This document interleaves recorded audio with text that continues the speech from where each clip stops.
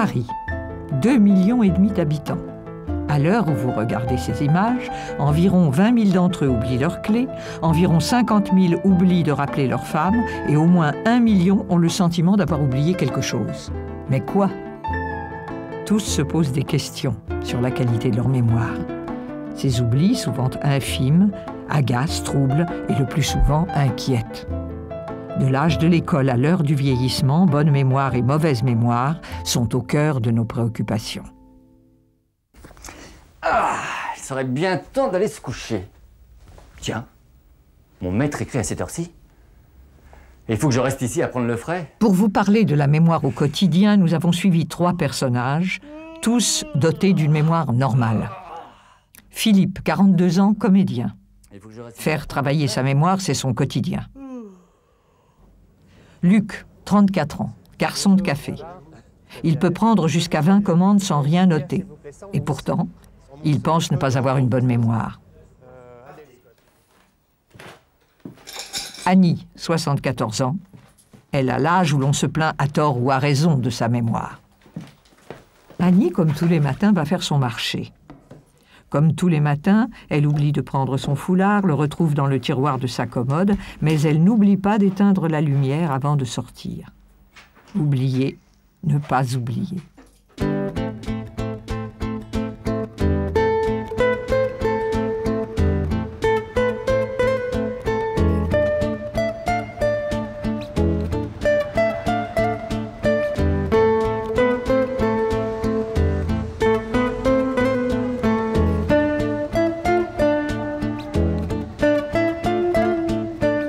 Pour Annie, ce ne sera pas une matinée ordinaire.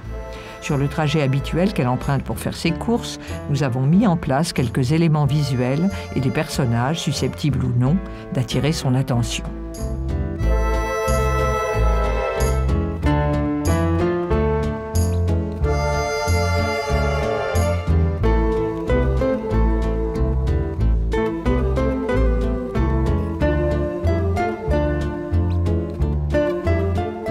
Annie est particulièrement attentive car elle sait qu'elle est filmée et qu'à l'issue de son parcours, le neurologue Serge Bakchine la retrouvera chez elle pour l'interroger sur ce dont elle se souvient.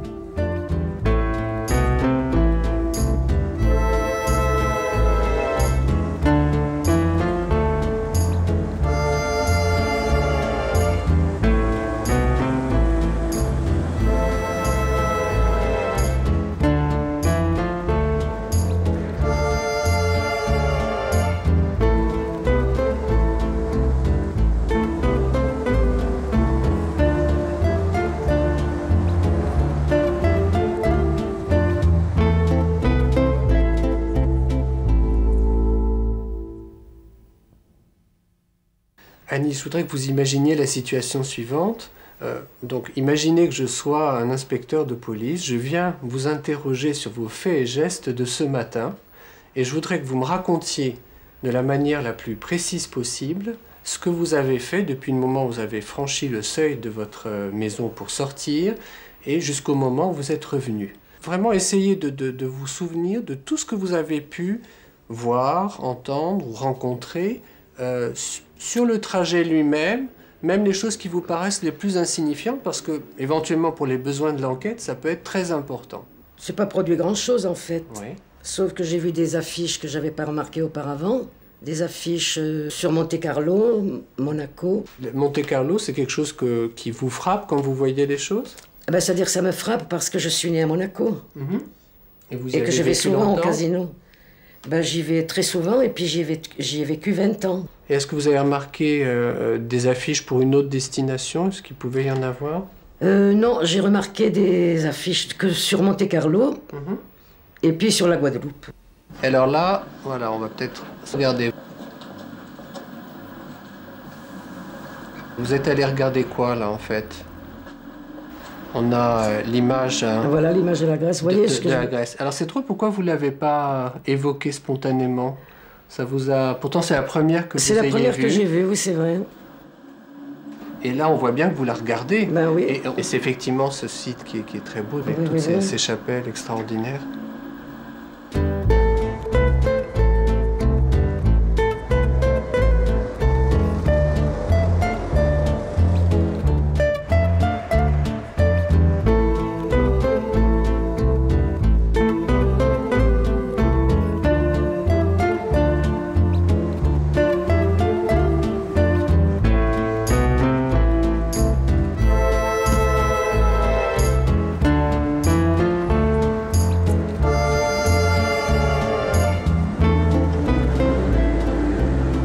Pendant que vous descendiez la rue Lacépède, est-ce que vous avez croisé des gens un peu inhabituels?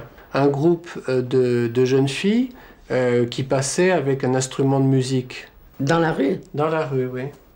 Ah ben non. Non? Alors là, voilà, on va peut-être s'arrêter là aussi. Ah ben c'est vrai, il y avait le groupe de jeunes filles, en Voilà, fait. vous Oui, les j'aurais voyez? dû les voir. Vous les avez vus une fraction de seconde. Oui, quand même. Ben oui, je regardais sur le côté droit, en fait. C'est pour ça que j'ai pas fait attention. Enfin bon. Qu'est-ce que j'ai remarqué? Un gars qui passait et qui mettait des prospectus sur les voitures. Vous vous souvenez de quoi parlait ce prospectus? Non, j'ai pas regardé. Vous n'avez pas regardé? J'ai pas regardé parce que je suis passée comme ça.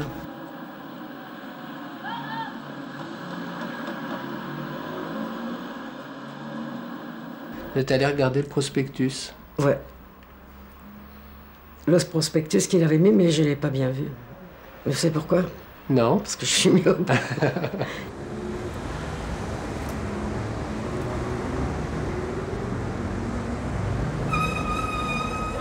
Les soldats. Oh, il y a un gros chien là. Waouh! Et toi? Là. Alors. Vous êtes toute seule aujourd'hui? Non, mon mari est là, il va pas tarder d'arriver là. Vous allez pouvoir assurer? Comment? Vous allez pouvoir assurer? Oui, voilà, bah, je vais essayer. Hein. Qu'est-ce que je prends aujourd'hui? Je sais pas, qu'est-ce que vous auriez voulu? Ben, comme d'habitude, je sais jamais. Et est-ce que vous vous souvenez alors combien vous avez payé? Non. 10 francs et quelques. 10, C'était 10 francs 20, 10 francs 60 ou 10 francs 80? Il me semble que c'était 10 francs 80. Alors 10, 80 et 12. Elle est légère. Elle est légère. C'est pas le printemps, hein? n'est-ce pas? Non, il fait pas tellement froid, mais... C'est l'humidité. Bonjour. Comment vous êtes belle aujourd'hui, putain. Ouais, plus que d'habitude, tiens. Non, non. Ah. J'ai remarqué que la boulangère n'était pas coiffée comme d'habitude. Oui, qu'est-ce que... D'habitude, elle se met un petit chouchou comme moi. Ouais.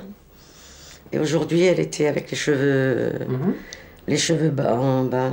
Et l'employé, elle est toujours comme ça d'habitude, avec des petits bijoux, des petites bagues. Voilà, madame. Merci. Et bonne journée. Au revoir, à bientôt. Au revoir. Merci. Merci. Et puis c'est tout, puis je suis sortie. Si je vous disais que dans le trajet que vous avez fait, vous avez croisé, vous êtes passé à quelques centimètres de quelqu'un que vous connaissez bien, sans le voir, sans le remarquer, qu'est-ce que vous en diriez? Je dirais que ça m'étonne parce que, en général, je vois à peu près les gens qui passent. Est-ce que vous voyez la personne qui est là-bas? Oui. Qui est-ce? Oui, mais j'avais pas bien fait attention, mais c'est pas la boulangère, ça. C'est pas celle qui travaille chez la boulangerie, non? Non. Eh ben, regardez un peu plus près. Vous n'avez pas l'impression que c'est elle? Oui, là maintenant, oui, il me semble. C'est elle, hein? C'est elle avec son petit chien. Ouais. Mais vous la voyez dans un endroit auquel vous vous attendez pas. Je l'ai jamais vue Oui, on habillée, s'est mais dit, avec là. un petit chien. Mhm. Je l'ai toujours vue avec une blouse blanche. Enfin, pas une blouse, mais vous voyez un tablier blanc. Alors, j'ai pas fait attention. Ça illustre un des points quand même assez amusants de la mémoire, qui fait qu'effectivement, il y a des gens qu'on reconnaît dans un environnement particulier, voilà. un contexte. Oh là là, Voilà. Ah, toujours je parle à la vendeuse. les témoignages qui reposent sur la mémoire et qui sont employés dans des circonstances judiciaires peuvent être extrêmement fragiles.